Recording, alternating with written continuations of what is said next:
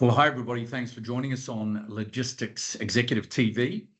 I'm joined today by a fellow panel member, and Mark Lutton is the head of our Corporate Advisory Consulting Strategy Division here in Dubai. Mark's been heavily involved in contract logistics, freight forwarding, and broader supply chain consulting for many years. And he's also worked for some very large tier one engineering and manufacturing companies around the world. Mark, thank you for joining us. Thank you for inviting me on today. Thank you, Kim. Thanks, Mark. So you're a co-panelist with me this morning, and really looking forward to working with you. And of course, we're joined by a special guest who today is, I think, in Australia, hailing from Australia. This gentleman has a very extensive multi-decade experience across right across the logistics sector, but in particular in the freight industry, having managing director roles and advisory positions currently across several boards. But in particular, has got a very rich past with DB Schenker. So without further ado, it's my absolute pleasure to introduce Ron Koehler. Ron, thanks for joining us. Where are you today?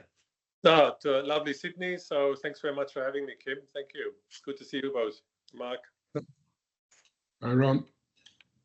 Thanks, Ron. And of course, you've been a stalwart and one of the pillars of industry in the APAC, and in particular the Australian market, not only with Schenker, but right across a number of organisations and currently boards in particular. So thank you, Ron. Thanks for joining us. And today we want to address what's been happening. One of the key factors we want to look at in the industry is, since you've got such broad connections and broad knowledge, wanted to talk about what has been happening and the key issues of development that have occurred in the air freight and the ocean freight sector across the world in freight forwarding over the last, say, 20 years or so. It's a big question, open-ended, but maybe you can give us some of your thoughts on what the big issues have been over the last 20 years or so. Yeah, thank you, Kim. I mean, it's obviously, we could talk that for hours. I'll touch it on high level, I guess. It's big in the news everywhere, consolidations happening by big shipping lines and freight forwarders just in recent times. And that has continued and will probably continue in the future. We had a lot of disruptions. We all know what happened through COVID. A lot of supply chain disruptions, and but freight forwarders and shipping lines, maybe not so much airlines, made huge profits during that time, and some of these profits are now put to work and are invested.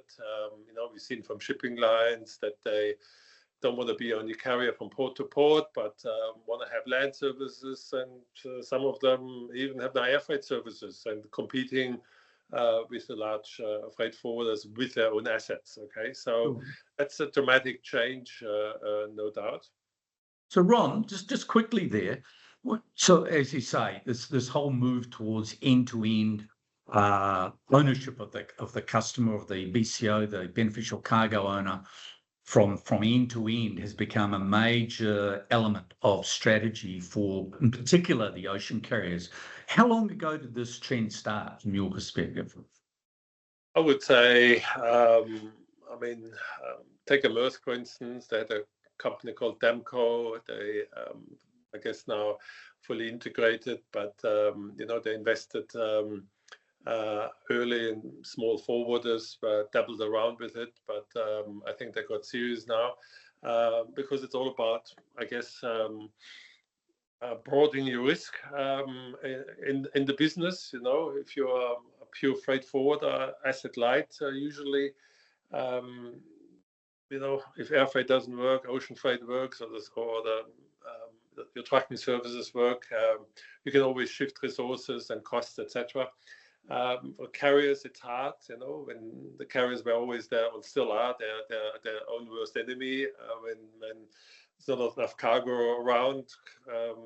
Rates are dumped, and I think there were shipping lines made more losses over the years than they made profits. But I think during COVID, they recouped everything tenfold. And it seems now again, with disruptions in the supply chain, be it Middle East or what we hear now in the US of port closures because of strikes, all that will bring rates up again, and disrupt the entire industry. Even if it's on a country-specific area, it has global ramifications. Ron, in terms of the end-to-end supply chain service and logistics, who do you think does it well, and who do you think could do it better across the industry? Is there anybody that stands out to you? I mean, obviously, my experience is where I worked a lot at DB Schenker, and we did specific customers extremely well. You focused on, and massive accounts, and no doubt a Koehler or DSV or SIBA can do these things well too. It depends on country specific, I guess. You should never generalize. There are strong countries for every of these organizations, and not so strong countries. Trade lanes, of course, as well, and then mode of transport, and IT capabilities, because if you do end-to-end, you touch the manufacturer, you touch the end consignee, do it 4PL or you do 5PL, how deep do you go into the supply chain? And that depends on the solutions. I mean, if you take Amazon, they don't make anything.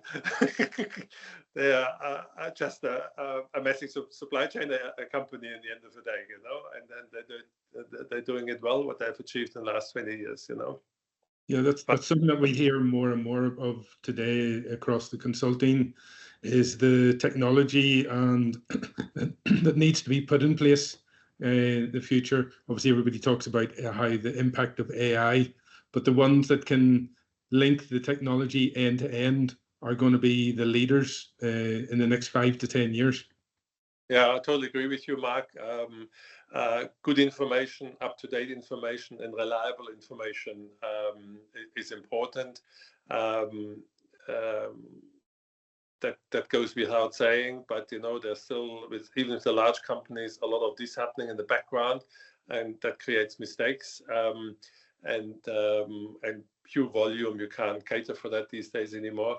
So if you have one system, so to speak, and then bulk maybe on both sides of the supply chain, local systems, that's definitely the future. But the fewer integrations you have, the less problems you will have. And we all know it from our e-commerce experience. If you get good data and reliable data, you know where it is. Even if it's delayed, it's okay as long as you get informed,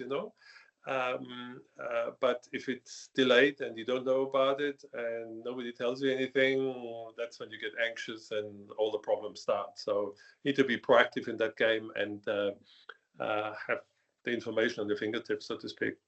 Mm-hmm. You mentioned a little bit earlier about consolidation, which is an ongoing story in the supply chain, right across the supply chain, but in particular freight forwarding. And we're going to talk about a couple of the big ticket items that are taking place currently during the conversation. But if I just push you back, I recall you've been involved in a number of mergers and acquisitions activities, as I recall, back in Australia. And in fact, one of those companies, I think, and you can correct me, was Bax Global, who was across the road from our very first office in O'Riordan Street in Sydney in 1999 when we started this business. And they were one of our big clients, and they got acquisitioned. Are you involved in any of that sort of activity? Yeah, that happened, I think, 2006, and very similar organizations. Schenker was obviously stronger in the ocean freight. Bax was stronger in the air freight, and they had quite a long list of big key accounts, mainly American companies. And yeah, everything was doubled up. We had two CEOs. I was one of them at the Schenker side, and was my colleague at the Bax side. And we had 2 air freight managers, 2 branch managers, 2 of everything. And with all these mergers and acquisitions, you need to settle on these things very, very quickly if you want to go forward and have very, very little impact on staff morale and culture. And because two cultures don't necessarily mean if you bring the 2 companies together, you have either one culture or the other one, or a blend of both, that's ultimately very, very important. In all those acquisitions, to spend a lot of time on that and make sure the staff is happy. If the staff is happy, it reflects back down the chain to the customers. And then systems, obviously, if you have different companies, different systems come together. Here in Australia was quite even from a size point of view. Bax was larger in supply chain than Schenker, but staff-wise was similar, I guess.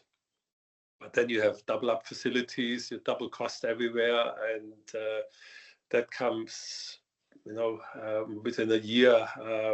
We had to do a lot of work there. And you're busy internal, okay? Then when these things happen, and you lose a bit touch with your customers and staff members for that, because the day only has 24 hours. So these are the challenges then, if you don't do it well. And to be honest, that was a massive thing globally, mainly in Asia Pacific, was fairly similar organizations, 2 organizations. Europe, Bax was not so much, and in the US, obviously, Bax was much larger. And they had a big domestic activity, which Schenker had to close then because it didn't make any money. So yes, good experience, and made definitely the Schenker organization a much better organization over the long term. Short term pain, a lot of pain, but in the end of the day, a major player, number 3 or number 4, sometimes in some countries like in Europe, many times number 1, especially on the trucking side in Europe. And I suppose the big ocean carriers, as I said, have been very active in the acquisition market over recent years, and we'll talk about that in a minute. And especially one of the big deals that are going down at the moment. But Mark, I just want to segue to you, because Ron was talking about the pain and gain, if you like, and the pros and cons and upsides and downsides of a major M&A activity. Now, you and your team do a lot of, particularly in the due diligence, but your mergers and acquisitions activity, in particular around Middle East, Africa, has been pretty buoyant in the last few years, since COVID in particular. Talk to us a little bit about some of those hot points around considerations for companies making acquisitions of other organisations. What are you mainly being asked to investigate on the DD? Well, we're sort of operating more in the tier 2 level M&A category in the freight forwarding, warehouse and distribution arena. What we're seeing is big organizations that want to move into new geographies. So especially where we are in the Middle East, UAE, Oman, Saudi Arabia, Qatar, they want to gain a presence there. They don't necessarily want to build from the ground up, so they want to come in and acquire a good operator, but there's not many available in the market. That would be the standard that they would expect. So we have to set their expectations at a certain level and explain how they're going to have to build up the company. Also, where they want to, operators are looking for a niche play. So they want to branch into project logistics, or they want to do cold chain. They're again looking for infrastructure or assets that they can acquire, again, to enter into the market. And you've got a research team, obviously, that has to do a lot of the grunt work and doing all the research, getting all the public and private available information to find out where the data is, yeah? Yeah, we are constantly researching the market to keep up our market intelligence. So when we get that call for companies to help them enter the market, or companies that want to expand and grow their revenue, we can connect them together. Excellent. Thanks, Mark. So, Ron, want to get into a bit of meat on the bones in regards to contemporary M&A activity and some of the big fish activity that's going on in the market at the moment. Maybe we can reflect on just recent 2 or 3 years of some of the big activities that have taken place, consolidation activities that have taken place. Any reflections you've got on that? And then, Mark and I want to talk to you about your reflections on the DSV Schenker deal. Yeah, I mean, obviously, DSV has been very, very active. They're backed up financially, and bought Panalpina, which was a force on its own, and then Agility, again, a force on its own, both global successful organizations, and DSV seem to be able to have a good method of integrating those companies and consolidate and keep profitability, So looks like they have the secret sauce for that, which is, I think, necessary. There's no doubt a lot of pain there with staff. I don't think there's a lot of senior Panalpina or Agility staff still at DSV. That doesn't seem to be their method, but that's the benefit of the acquirer. They have to say in the end of the day, and not necessarily always the better person maybe wins for the job, but and usually it's the unknown situation. You trust your own people more than the people you don't know, I guess. So I think that's a natural thing. So that has definitely happened, but then locally as well. We look in Australia, what happened to Toll, TGE was formed. So here in Australia, but you have Koehler bought companies to build up on their success. DHL was a bit quieter, I think. So, and but I'm myself involved in M&As, and it happens also on the mid-sized organizations who, for instance, don't have a presence. That was what Mark was saying here in Australia. They want to have a presence here in Australia, and they're looking for opportunities to buy smaller companies to have then their own representation over time in a country. So that counts for the Middle East as much as for Australia or for Asia. So obviously China is a popular country. Everybody wants to be there because that's the manufacturing hub of the world. But not everybody is maybe in Thailand or Malaysia or so forth. So there's always somewhere a white spot for organizations on any level to expand into. And that acquisition, if it's done well, is a good way of doing it. Ron, I think it's interesting. You've touched, I think, 2 times on the people aspect. One before when you talked about the BACS DB Schenker integration, and there again you talked about the senior management when 2 companies merge. I think what's really been prevalent in the conversation about the DSV acquisition of DB Schenker is the people aspect, how the union has had a big say and has been very prominent and come out and said they're against it because of the potential job losses that could be experienced. DSV have come out and said we plan to have more people in Germany or may have more people in Germany. I think they were very careful with their words in the coming years, and they will maintain the organizations for 2 years. But as you say, we don't know what's going to happen after those 2 years. What do you think could happen? Anything could happen, but I know ex-colleagues of mine, they're looking for jobs now. They have all limited contracts because when this sale was imminent, and senior people who had locked in time contracts, those contracts wouldn't have been extended for a long period. That's, I guess, natural. So when it comes to an end, their contract comes to an end, and they may be looking for jobs now, or they're getting attacked by the large competition, and they say, okay, there's some good Schenker people, let's grab them now before they get integrated potentially in DSV. So, and you don't know what it is. There's a lot of loyal people at Schenker. I was there 40 years, so I had a good career there. There's nothing wrong with the company. We all have our good and bad days in our organizations, but overall had a good run there. So there's a lot of disappointed people there from the board downwards, and they would have preferred the other solution where potentially the Schenker name would have remained, and potentially even DB would have kept a share, but it went the other way. That happens, and only time will tell where it all goes. Kim, is that something that from an executive recruitment perspective that you're starting to see already? Inquiries from people looking for new positions in the market? Yeah, so the answer is yes, with a big Y. So, but this is it'll hark back to a question I want to ask you, Ron, in this issue.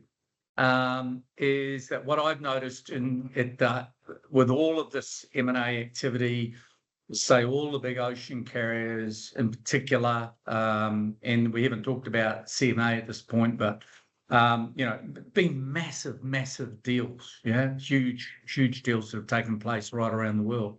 And what we've seen is that during the periods where the word gets out about a potential acquisition of a company, then the company that is putting itself up for sale, and this has been a dozen major companies in the last 10 years across the world, at least, if not more, as you both would realise, is that companies take a very, very strong position in securing the very senior and key regional and P&L ownership level managers and leaders in organisations right around the world to make sure that those assets, if you like, are well preserved and secured so that it won't disrupt the valuation of the business being sold.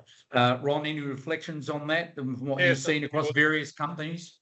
Yeah, I mean, the vehicle is the retention bonus, so you get X, Y, Z if you stay for that period, 12 months or whatever period is agreed. There's $X there, and they can be quite lucrative. And why would you then move if you have the possibility to earn that extra money? And as you quite rightly say, you don't want to sell an empty shell in the end of the day when everybody leaves you and the profits decline. Then obviously it's pointless of doing that. So that has worked for many companies, and it's quite common to do. You just need to take this uncertainty away. And I guess money still works in this industry, no doubt. Yeah, absolutely. So just going back to your question, Mark, so the answer is to say yes. And at the moment, we're obviously seeing a lot of execs coming onto the market, which is our sort of sphere that we operate in. And I'm talking, APAC, Middle East, India, Europe. We don't do a lot of work in the US, but I want to talk to the US just in a minute, Ron, to get your reflections on what's going on there. But it's like all things. It's when you were talking very much earlier on, Ron, about a lot of freight forwarding organisations. They have their air and then they have their ocean, and when one is up, the other's down in the cycles, and the bell curves are at different places at different times, depending on capacity and depending on demand. We see the same thing, Mark. So at times, air freight people will be in high demand, not so much in ocean, and it'll swap around. And then, of course, the staple of supply chain, beneficial cargo owners, manufacturers, distributors, who tend to be more stabilised in terms of it, depending on inventory levels. So they tend to be less peaks and troughs, if you like, in demand. But right now, globally, certainly Middle East, APAC, very high demand right across the board in air and ocean, as it happens.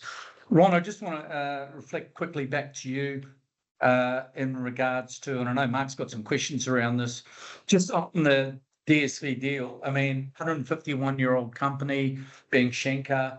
There'd been a lot of talk about acquisition over the years, but what finally, from your understanding, and you may or may not know, but from your understanding, what were the main factors for the board to decide to move on from DB Schenker?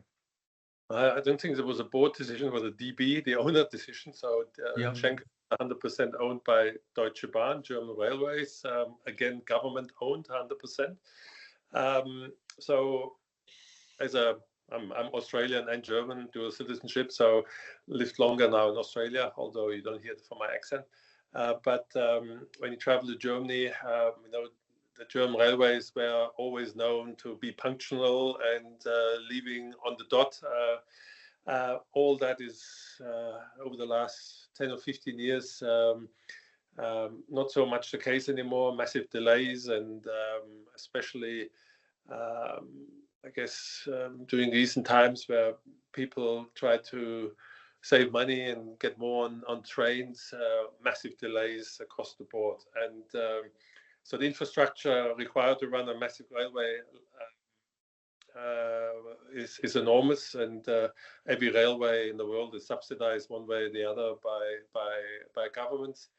And Deutsche Bahn had a debt of 30 billion. Okay. So, and at the same time, massive amount of infrastructure costs required, tens of billions every year to maintain and to improve the reliability, more tracks, newer tracks, you name it, and hardware, basically fast trains, etc. All that costs a lot of money, and if you live in Germany, you wonder, why do you have an office in Dubai or in Sydney for that matter? Okay, when the train doesn't leave on time, or I missed my train connection. Okay, so a lot of pressure there by the government to say, okay, let's cash in. Let's see how much this DB Schenker, one of a big assets and very profitable organization, the jewel in the crown, DB always said. Let's see what and they tried it many times beforehand when I was still with the organization, and didn't succeed because the government at the time, whatever, didn't get enough money for it, or whatever the reason was to pull it up. But this time it's real, and at the same time, Schenker never got enough investment funds. So also, obviously they were made money and could do certain things within their own means, but ultimately, if you need massive new systems or big terminals in Europe, 100 million is gone quickly, bang, bang, bang.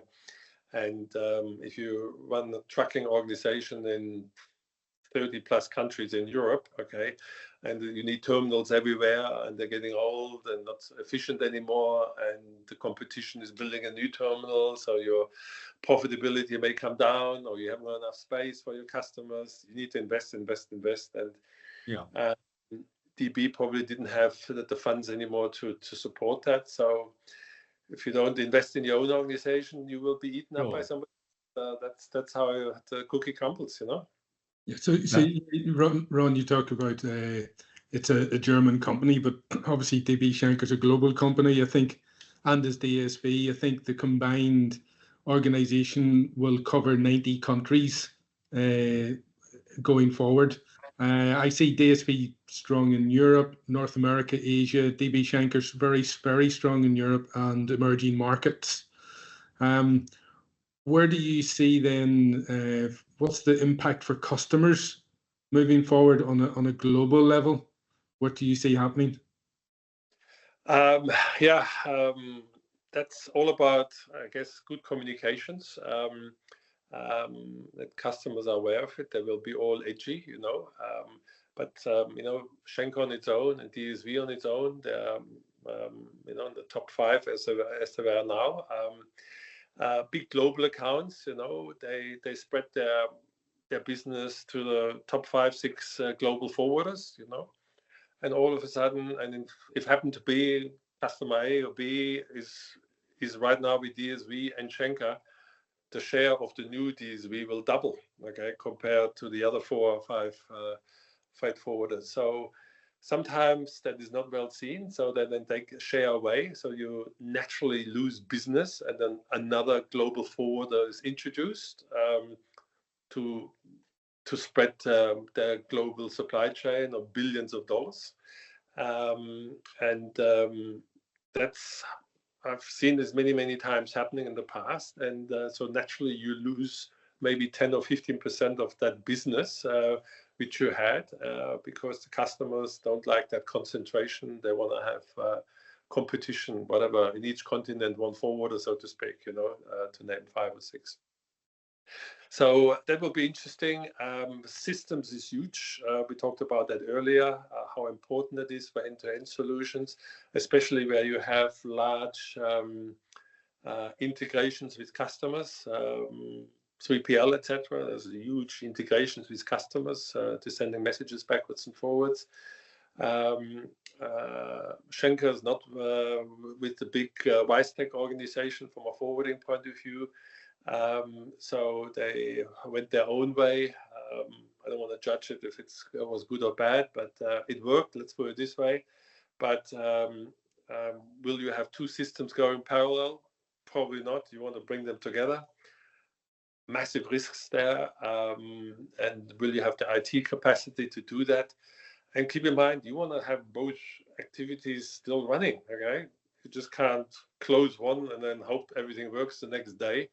You need to have ongoing profits generation by both companies until this is all fully integrated and you can turn the switch onto a new system. There's huge risks to attach to that. We know that.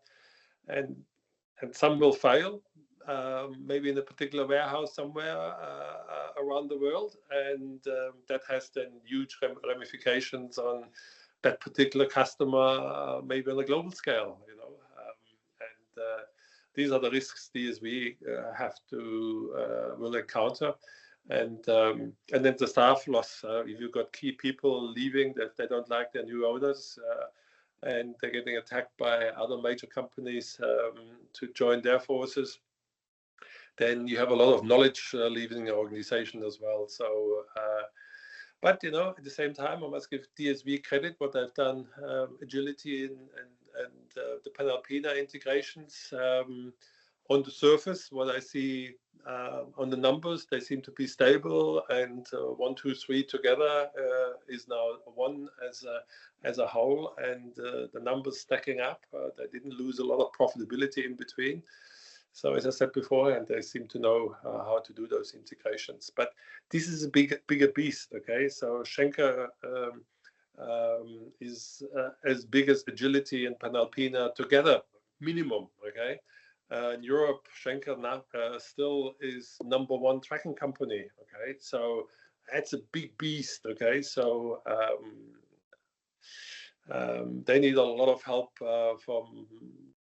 from the outside, I guess, so in free people to manage that integration well.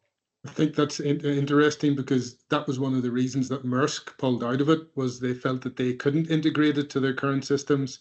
And I think you quite rightly say DSV in the market does have a reputation for doing a good integration, especially on the technology. They come in and implant their technology suite in the acquired company, and it seems to onboard relatively well. Yeah, and Maersk had, you know, you can't be a forwarder overnight, okay? Just because you have deep pockets and you buy a bunch of warehouses around the world and you have everything. They didn't do it well, okay? And they lost a lot of money in warehouses and so forth. Put massive warehouses up and they were half empty. You lose your shirt there, you know. So, and same on the freight forwarding side. It takes time, you know. Schenker, 151 years. It took time to build up that organization, you know. So you just can't do this overnight and by acquiring a bunch of companies without having some own knowledge there within the organization. I think what's interesting, I think the markets believe it's the right acquisition. If I had a look at the share price just before coming on, and it jumped by 10% after the acquisition, although it's still below the peak. I know DSV, it's grown 120%, the share price in the last 5 years. it had a good peak post-COVID, but it's still 15% below its peak in terms of share price. But I think the markets have priced in that it's going to be a successful transaction. Do you think it will be a success? I'm sure there will be some pain, okay. But as I said before, and they seem to have the secret sauce how to put these organizations together. But it's a different beast, okay. So there's especially in Europe, there's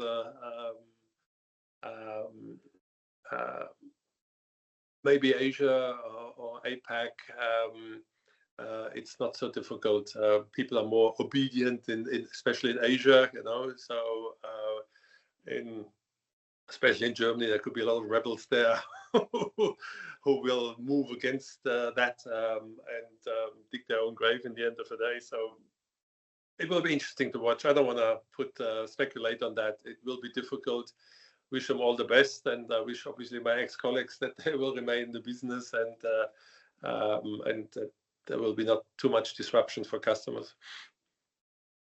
Thanks, Ron. So just a quick segue back to your patch, and probably the biggest deal I would think, possibly ever, as a regional play, being Toll, which was one of the absolute bedrock early major transport and then integrated logistics and supply chain companies based in Australia. Started in Australia and used to be a client of ours way back in the earliest days. Of course, they sold out. Ultimately, they had contract logistics, freight forwarding, express, a range of other smaller business units, and they're global organisations built out of Australia. About 10 years ago, or whatever it was, they were acquired by Japan Post, which has become a little bit of a Harvard case study on perhaps not what to do. Any reflections on that deal? Yeah, absolutely. So I know a bunch of Toll guys. So that comes back to the people aspect. Okay, so Japan culture, Australian culture, totally different. Okay, so a lot of senior Toll people left the organization for their own reasons or were fired. And in the end of the day, I think Japan Post underestimated the whole situation here in Australia, and the company fell apart more or less. And then from a good organization making decent profits, ultimately was then split up into Toll and still remaining some parts, and then TGE. And both companies still suffer. Even the new TGE is struggling to make profits. Is that Toll Global Express? Yep. Yeah. And Toll, you know, the freight forwarding arm, I think number 25 or something in the world. You know, they gained traction on air freight and ocean freight. They were a minor player 10 years ago. They certainly have gained there some traction, but you know, no match to the top 5 or 10 which we were just talking about beforehand. Okay. Sorry, go ahead, Mark. Yeah, just in terms of the general market, you talked about the freight forwarding market, the top 5, and then you got from there downwards, those companies trying to compete with these new behemoth of the combined DSV, DB Schenker, K&N, DHL. What areas do you think that they would be able to compete in? I know there's like niche services, certain geographic regions. We talked about technology before. Is there anything that you see stands out where they could compete? You know, Mr. Koehler has got a big ego, okay? And they were number 1 in ocean freight for many years, and now it's touch and go between the new DSV with combined volumes. There's still, I think, 100 or 200,000 TEUs from the last count better. they will try everything to stay number one. Okay, and Mr. Koehler is the richest person in Germany. You wonder where all that money came from, you know. So, and he's a major shareholder of Hapag-Lloyd and Lufthansa. So, but the cash cow was always Koehler. So they will push back. Same DHL, different beast. Obviously, DHL, you've got the forwarding business, you've got the contract logistics business, you've got the express business. See always the vans. You always think that it's a forwarding business, totally different organizations, but same leverage. So again, they also will push back. Either with more acquisitions to level the field again, or with aggressive sales, or pinching staff members, and staff will bring customers as well. So that's happening as we speak. Kim has already confirmed it. There's a bit more activity on the HR side. So that will definitely happen. It's early days, only a few weeks old now, but probably a few people will wait until their bonuses gets paid, and then they will be potentially on the move, you know. So competition is good. In the end of the day, the customers will like that, and life will continue. And you know, and from the bottom up, you know, take you know, a good company, Expeditors in the US, you know, very, very solid organization. They suffered a bit.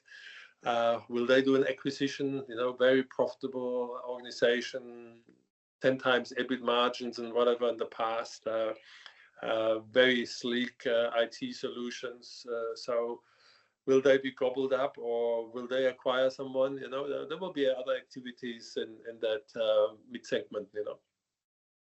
Awesome. So I think you were interested, Mark, also in where the tier 3 players can compete, and does that come down to specific service offerings or geographic factors or strengths or weaknesses there, and then technology as well? Yeah. Strength. You have a massive amount of strength at Schenker, and you have a massive amount at DSV, and I don't know DSV that well, but there are some verticals, you know, be it automotive. Germany is a big automotive market. Schenker's home country is Germany. They are very, very strong there. Maybe DSV is not so strong there. I don't know. That would be, for instance, one. High tech is another one. Pharmaceuticals is maybe not so strong at the Schenker side, and could be much stronger at DSV. So they may be, and that due diligence, they would have done that. If they fit nicely like a glove, would be good for the new organizations. And you know, and maybe DSV doesn't stop here, you know. It doesn't mean this is the end game. They're on a roll. If they Yeah, still they're have on a roll. somewhere, they may continue, you know, to have that really global one-stop shop solution on all the verticals and all the continents of this world. So you know, the new growth will be in the future, and you sit in the middle of it in Africa in years to come, you know. There's a lot of companies, they have underestimated that, and they're not so strong there. But French companies like Bolloré was quite strong there, you know. So Very. Yeah. So Mark, you mentioned a few minutes ago about the issue of expansion in Africa, and all the data we see and everything we know from a geography and population perspective, demographics. Africa's the next big thing in terms of its impact on supply chains, and especially. Talk to us a little bit about what the key issues are around Africa and what you're experiencing in the consulting side of the business. Well, being based here in the Middle East, we see we're labelled as an emerging market alongside Africa. We have quite an affinity with the African countries, and we see a lot of logistics companies base their headquarters here for the Africa region. We do see that there will be future expansion, as you say, based on the growing population, the growing wealth, urbanization of the population. E-commerce is very prevalent, mobile payments, and that all links through to the logistics, last mile delivery, and bringing products in from overseas. So global manufacturers are looking to deliver their products further into the countries rather than the coastlines. So there's a big opportunity, I think, for those tier 2 logistics, 3PL, freight forwarders to enter into a playing field where those big companies that we've been talking about aren't currently very strong today, and get a foothold into that and potentially play in a niche geographical region, and expand out from there rather than competing toe to toe in Europe or in Asia, where the big Kuehne + Nagel and the DSVs are very strong today. Okay, Ron, any reflections on Africa? Africa, I'm not a specialist there. I just see from a low level, but massive GDP growth in many countries, and Asia, including China, is getting expensive. You will see companies moving some of their factories into Africa.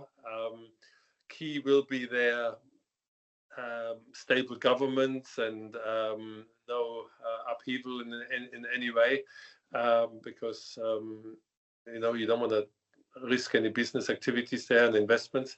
But if they get their act together there, I see a massive improvement for lifestyles in Africa, etc. It's the last frontier here, and if you go back 30-40 years, China was just in the beginning, and look what happened there, and all Southeast Asia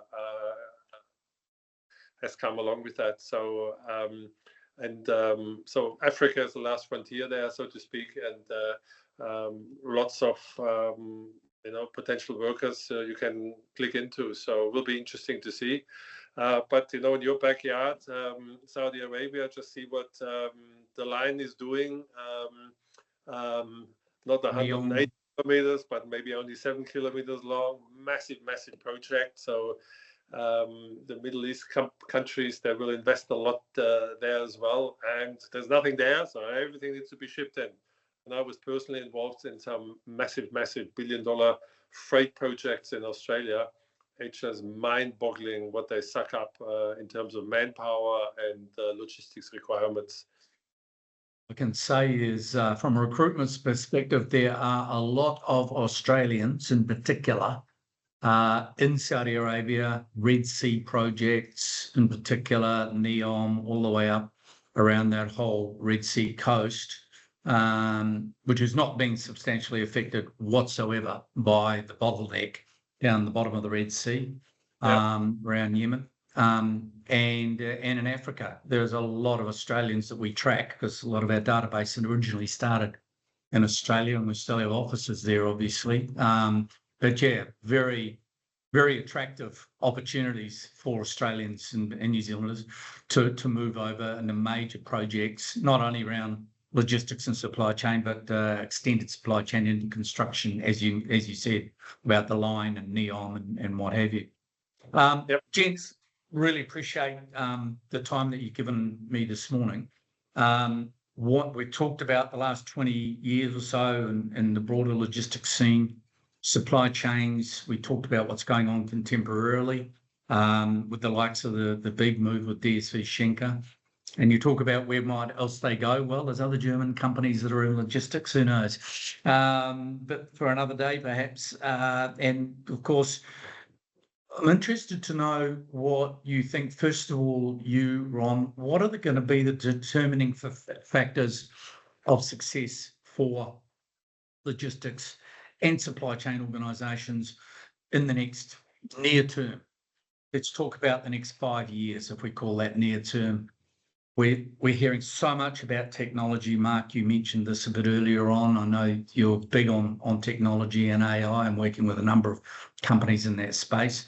But first of all, to you, Ron, what do you see as being the big determining factors? Because there's always going to be winners and losers. There's going to be successes and failures. There's going to be supply and demand. What are you seeing as the mega influences on the logistics and supply chain scene just in the near term? Yeah, I mean the big elephant in the room is geopolitical situations. Middle East now could have massive disruptions, Taiwan, etc. Europe, we've seen already what impact that had. So none of us are in control of that, but that could be disastrous. Disruptions will always be there, but there's also these upsides. No shipping line made more money during COVID than when that happened. Even freight forwarders made a lot of money there. So it has also, from that side, upsides. IA could be, but could be also a hype. I'm not sure. I'll let Mark comment on that. Big one that will be environmental topics. We've seen it now on ocean carriers already. Maersk is starting their first CO2 neutral ships, etc. In terms of different propulsion systems, etc. A lot of investment has to go in there. There will be a lot of government push, especially out of Europe. And electric vehicles is just in the starting phase. But we just talked about Tolo TGE. They just rolled out 100 trucks in Australia. It's maybe just a gimmick now, but everybody needs to find experience and this and that. And trust me, it's not a gimmick. We're recruiting for the companies providing the transport as a service, and the DP World gig is an enormous start in this part of the world, but they are very big globally as well. So that's a real good one. I'm a total believer in that, and being run warehouses, CO2 neutral. Air freight part is a bit, with all this whole SAF, is a bit more difficult, extremely expensive, and not enough SAF around. But will there be a push to reduce air freight because it's the worst in terms of CO2 impact, 10 times more, 20 times more than ocean freight. So these are topics will be driven by a lot of countries in Europe, maybe even the US, depending how the politics happen there. Onshoring seems to be a topic more and more, and just in time maybe is not the solution for the future anymore. You see now countries putting tariffs up, even Europe now, against EVs and so forth. Americans have been in the tariff business. Before it all happens, was all about free trade zones and this and that. So you see a lot of protection happening around economies more and more. So all that is against trade and against successful transportation and growth in that industry. But it's maybe all minor compared to the entire volume. In Australia, there's a big push onto rail as well. But again, infrastructure needs to push that to take trucks off the road onto rail. In the Middle East, I see a lot of solutions there. And but these things all take time. You just can't move trucks to rail overnight. Number one, there's not the capacity, and all needs to be built first, etc. And it's not as reliable for end-to-end solutions. But a lot of moving areas, so it will be interesting. And never a dull moment in supply chain. I always love it. I think people are going to get to you, Mark. I've got a couple of questions to you, but I think in general terms we would all agree from the outside, for people who don't understand supply chains and don't understand the logistics world, everything seems to be static, and it's trucks, planes, trains and automobiles and containers and warehouses, whereas in fact things are moving at dynamic pace all the time in every direction, so it's never a boring moment. As long as you've got heart in, the heart must be in it. You could have a strong heart. There's no doubt about it. Mark, I want to throw to you. You've got a couple of big projects on at the moment, and in recent years you've been doing a lot of work on sustainability, and then also I want to follow up on something relating to technology. So, talk to us a little bit about the demands from clients that you're seeing around understanding more, and how sustainability is being brought into the M&A and due diligence process. Yeah, Kim, sustainability is very prevalent in companies. They want to show their shareholders how they're improving their fuel efficiency, how they're lowering their energy. And it goes right across the board, as Ron was saying. It's how can you reduce your carbon emissions? What's your greenhouse gases? It's calculated right from packaging material on fuel to the heat loss from your cold store buildings. So it's a hot topic that everybody talks about, but we still need carbon today to move parcels from and inventory from A to B. It's not. It is possible, but it's still not efficient to move it using green technology. And what we see more now as well is with the advent of e-commerce, they want faster deliveries, which is requiring more air freight and less sea freight. So the e-commerce is sucking up all your cargo capacity in the industry. And the likes of Shein, Temu, TikTok, they didn't exist as e-commerce platforms 2-3 years ago, and suddenly they're selling billions of dollars. And I saw some statistics that said Shein had delivered 1 billion parcels last year in Southeast Asia and China. That didn't exist 3 years ago. Yeah. So you can imagine how that sucked up all the logistics capacity and how it's needed new logistics capacity. And that's where I think the growth is. And what's also around the trade barriers that Ron was talking about and protectionism, they're trying to prevent these e-commerce companies from taking market share in Europe, America. So therefore now they're bringing it in, and there's a new fulfillment industry developing, where you've got big, huge fulfillment centers in Mexico, Middle East, in Turkey, in Southern Europe, where they're stocking forward stock locations for these e-commerce players so that they can bring in by sea and container, and then they can deliver out locally, middle mile and last mile, using the regional players. So yeah, that's where I think the growth will be. Yeah. Excellent. Mark, I also just want to hit you up on AI. I mean, things are moving. We're all listening to the podcasts and what's going on at the moment. Things are moving so fast that the development of AI seems to be outstripping everybody, simply because of the enhanced level of knowledge and capability of platforms that are being developed at the moment. To me, I find it quite a scary thing, but the pros and cons are there for people to assess and look at, and that'll all evolve in days, weeks, and months to come. Mark, from your perspective, AI in the utilization of AI for logistics and supply chain companies. A quick summary, pros and cons. We could do a couple of days on this, but really, where do you think the upside sits? Kim, AI is not new. It's been around 5-10 years, just in different forms. It's only come into the public realm through the ChatGPT, the Gemini.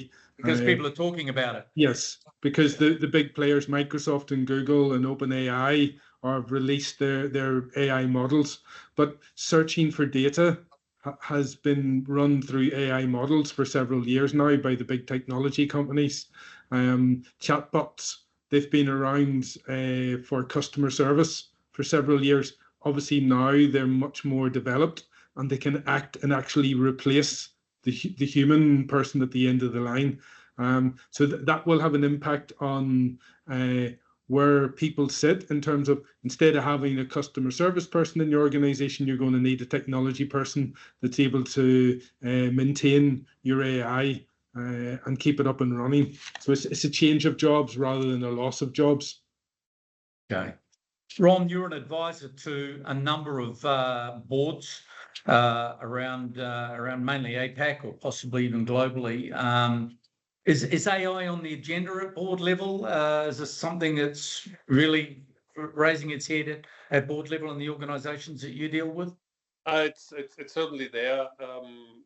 It's on the customer service front, what Mark was saying, but then we flip the side also from a cost reduction point of view to improve profitability of organizations, in this freight game, there's still a lot of manual labor, especially in the Western countries, very, very expensive. You can either offshore it to India or Philippines for low-cost labor, or you automate it, and then AI tools are perfect for that.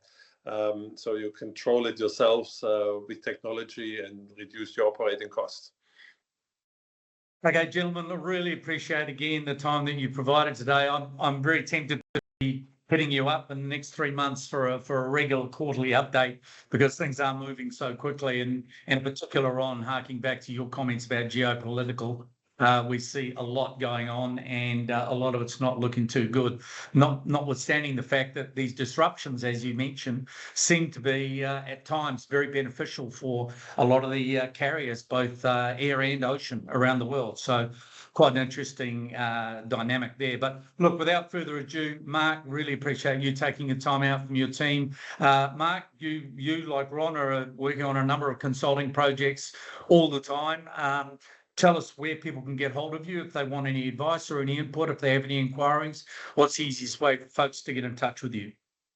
Well, our headquarters is in Dubai. We focus on the Middle East. So you can contact me through my email at markl@logisticsexecutive.com. Okay, very good. And Ron, you similarly advising and quite happy to talk to people and give them information and discuss various issues around the industry.